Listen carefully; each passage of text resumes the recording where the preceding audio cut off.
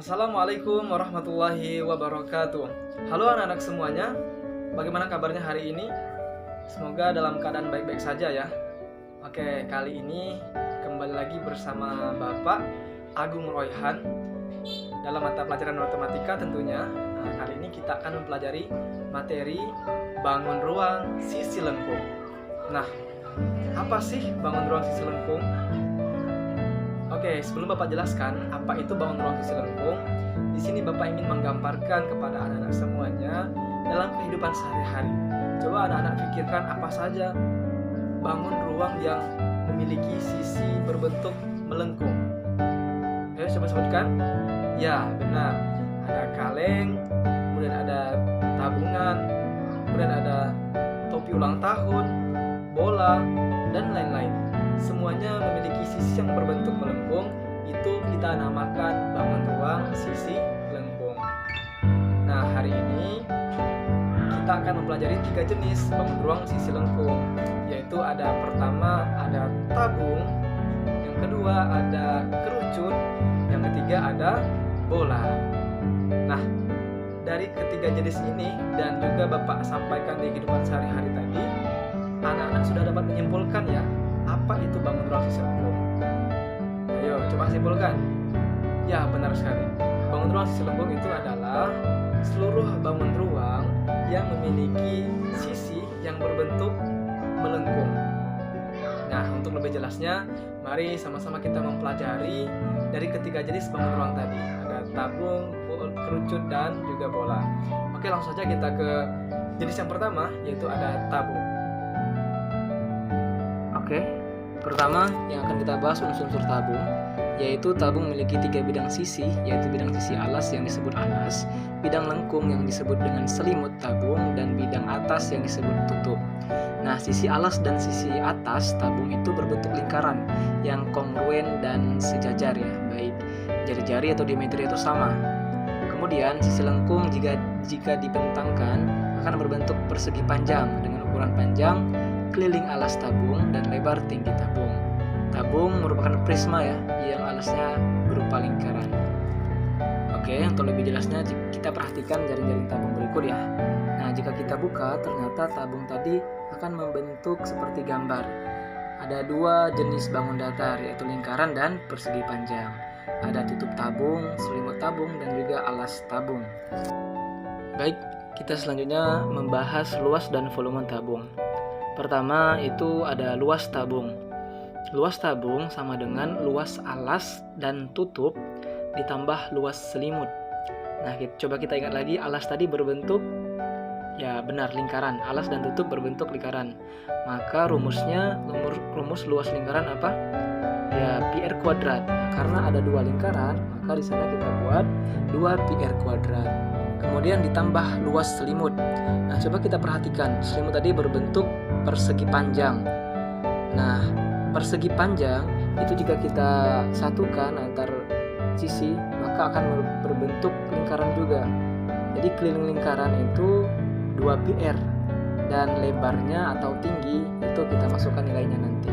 Jadi rumusnya 2 pi r kali T.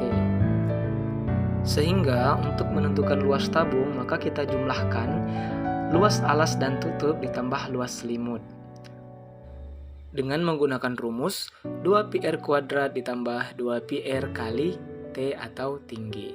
Kemudian untuk volume sama dengan luas alas dikali tinggi tabung. Nah, luas alas tadi rumusnya pi r kuadrat dikali T atau tinggi.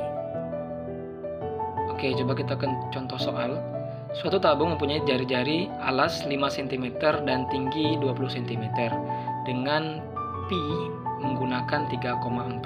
Tentukanlah luas selimut tabung dan luas permukaan tabung. Oke, kita langsung ke pembahasan. Tadi yang diketahui yang pertama, jari-jari sama dengan 5 cm, tinggi 20 cm, dan pi sama dengan 3,14. Kemudian yang ditanya yang pertama, luas selimut tabung. Nah, coba ingat lagi apa tadi rumusnya? Ya, benar, 2 pi r kali tinggi. Maka kita masukkan saja angka yang sudah kita dapat. 2 kali 3,14 dikali 5 dikali 20 sama dengan 628. Sehingga luas selimut tabung yaitu 628 cm². Kemudian yang B yaitu luas tabung. Luas tabung kita ambil rumus 2πr dalam kurung R plus T. Maka 2 dikali 3,14 kali 5 kali dalam kurung 5 plus 20. Jadi didapat 3,14 dikali 25 sama dengan 785 cm². Pak, kok beda dengan rumus ini ya? Ya, itu rumusnya sama, ya tapi kita lebih sederhanakan saja. Kalau kita sederhanakan maka dapat 2πr² ditambah 2πr kali T itu sama dengan 2πr dalam kurung R plus T. Jadi sama aja ya, mau menggunakan yang mana hasilnya tetap sama. Oke, kita lanjut. Baik, selanjutnya itu ada contoh yang kedua. Hitunglah volume tabung yang berdiameter 14 cm, tinggi 8 cm. Jadi ini diameter ya. Oke, kita langsung pembahasan. Diketahui tabung dengan diameter 14 cm, maka jari-jarinya setengah dari diameter sama dengan 7 cm. Kemudian tinggi 8 cm. Tadi untuk rumus volume itu ada πr² dikali T. Karena itu ada jari-jarinya 7, maka kita gunakan pi-nya yang 22/7 agar lebih mudah untuk menyederhanakannya. Jadi tinggal dicoret aja nanti ya. 22/7 dikali 7 dikali 7 dikali 8. Maka hasilnya 1232 cm³ atau pangkat 3. Oke, rajin-rajin latihan ya untuk mempelajari soal dari bangun ruang tabung. Kita lanjut saja ke bangun ruang berikutnya, yaitu kerucut. Baik, yang pertama itu ada unsur-unsur kerucut. Kerucut memiliki dua bidang sisi, yaitu sisi alas dan sisi lengkung yang disebut selimut. Sisi alasnya berbentuk lingkaran, ya sama dengan tabung tadi. Kemudian sisi lengkung kerucut jika dibentangkan akan berbentuk juring lingkaran. Kerucut memiliki garis pelukis yang menghubungkan titik puncak dengan rusuk alasnya. Agar lebih jelas, coba kita lihat jaring-jaring dari kerucut sebagai berikut. Nah, ini ya jaring-jaring kerucut. Nah, kalau kita buka, ternyata kerucut itu membentuk dua macam atau jenis bangun datar juga. Ada juring ya, dan juga ada lingkaran.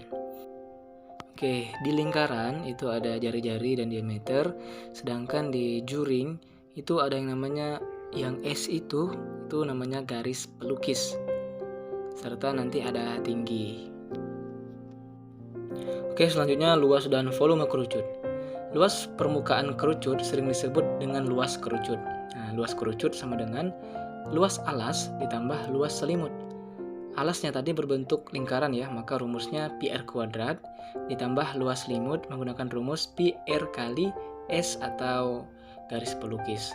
Jika kita sederhanakan, maka didapat untuk menentukan luas kerucut itu menggunakan rumus πr dalam kurung R plus S, di mana R adalah jari-jari, T adalah tinggi, dan S adalah garis pelukis. Kemudian untuk menentukan volume itu sama dengan rumus volume limas, yaitu 1/3 dikali luas alas dikali tinggi. Maka menggunakan rumus 1/3 πr² dikali T. Baik, langsung saja kita ke contoh soal. Suatu kerucut berjari-jari alasnya 6 cm dan panjang garis pelukisnya 10 cm. Dengan pi diketahui 3,14. Maka ditanya A luas selimut kerucut dan B luas kerucut. Pembahasan yang pertama, diketahui jari-jari sama dengan 6 cm, garis pelukis sama dengan 10 cm, pi sama dengan 3,14. Maka luas selimut kerucut sama dengan rumusnya tadi apa? PRS ya 3,14 dikali 6 dikali 10 sama dengan 188,4 cm². Jadi luas selimut kerucut didapat 188,4 cm². Selanjutnya itu ada luas kerucut. Kita menggunakan rumus yang tadi ya, πr dalam kurung R plus S, dimana pi sama dengan 3,14, R atau jari-jari itu ada 6 cm dikali dalam kurung jari-jari sama dengan 6 ditambah S atau garis pelukis sama dengan 10. kita kerjakan dulu yang dalam kurung. Berarti kita jumlahkan dulu 6 tambah 10 sama dengan 16. Maka 3,14 dikali 6 dikali 16. Didapat hasilnya 301,44. Jadi luas kerucut adalah 301,44 cm². Kemudian contoh soal kedua itu mencari volume. Yang diketahui jari-jari 15 cm dan tinggi 20 cm. Kita ingat lagi apa tadi rumusnya? Pi sama dengan, atau volume sama dengan 1/3 pi r kuadrat dikali tinggi. Langsung kita masukkan angkanya. 1/3 dikali 3,14 dikali 15 dikali 15 dikali 20. Jadi kita dapatkan hasil volume kerucut tersebut adalah 4.710 cm². Nah, untuk mengalikan itu kalikan dulu yang tanpa koma ya, supaya lebih enak nanti untuk pengerjaannya. Baru nanti dikalikan dengan pi 3,14. Oke, bagaimana? Bapak harap bisa dipahami ya. Oke, kalau bisa kita lanjutkan untuk jenis yang ketiga, yaitu bola. Kita langsung saja untuk menentukan luas dan volume bola. Itu kita dapat melakukan penelitian menggunakan tali kur ya, pada permukaan setengah bola, kemudian dililitkan secara rapat pada permukaan lingkaran dengan jari-jari yang sama. Nah, coba perhatikan gambar berikut ya, seperti inilah. Kita potong bola setengah terbagi jadi dua atau setengah, maka kita lilitkan dengan tali. Dengan catatan talinya berukuran sama besar ya. Nah, baru nanti kita dapatkan seperti ini untuk menentukan luasnya. Nah, untuk lebih sederhana itu kita menggunakan rumus. Tadi kan kita jadikan bolanya jadi setengah, itu luas setengah bola sama dengan 2 kali luas lingkaran. Berarti kalau luas bola kan, bola utuh, itu berarti 4 kali luas lingkaran. Jadi kita perhatikan luas lingkaran tadi apa rumusnya? Pi r kuadrat. Maka rumus untuk menentukan luas bola yaitu pi r kuadrat. Atau bisa juga dengan menggunakan pi d kuadrat. Ada dua cara ya, ada pi r kuadrat, 4 pi r kuadrat, dan pi d kuadrat. Oke, kemudian untuk rumus volume bola itu ada 4/3 pi r pangkat 3. Nah, 4/3 pi r pangkat 3 itu sama dengan 4/3 pi r kuadrat dikali r. R di sini kita artikan sebagai tinggi. Jadi 4/3 pi r pangkat 3 untuk sederhananya. Nah, untuk lebih jelasnya kita langsung ke contoh soal. Oke, pertama hitunglah luas bola yang berdiameter 20 cm. Langsung kita pembahasan ya, diketahui tadi ada diameter sama dengan 20. Maka untuk mencari luas itu kita gunakan rumus pi d kuadrat. L sama dengan 3,14 kali diameternya 20 kuadrat 20 kali 20 sama dengan 1256 cm kuadrat. Oke, selanjutnya ada menentukan volume dengan jari-jari 14 cm. Volume bola tadi kita ada rumus 4/3 pi r pangkat 3 ya.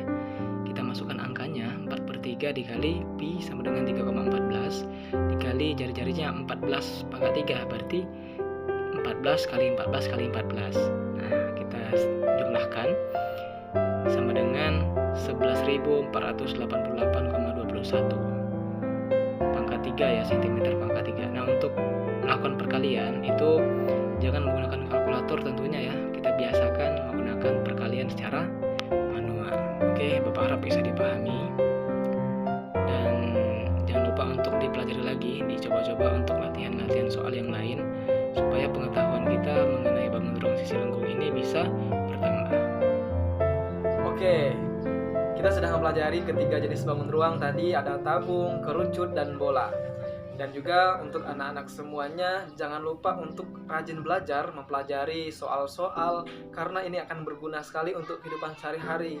Kita mempelajari volume dan luas dari bangun ruang sisi lengkung. Nah, mungkin itu saja dulu materi kita pada kali ini, pada materi bangun ruang sisi lengkung. Terima kasih Bapak ucapkan, dan mohon maaf juga jika terdapat kesalahan. Selamat belajar, semangat untuk semuanya. Bapak akhiri. Wassalamualaikum warahmatullahi wabarakatuh.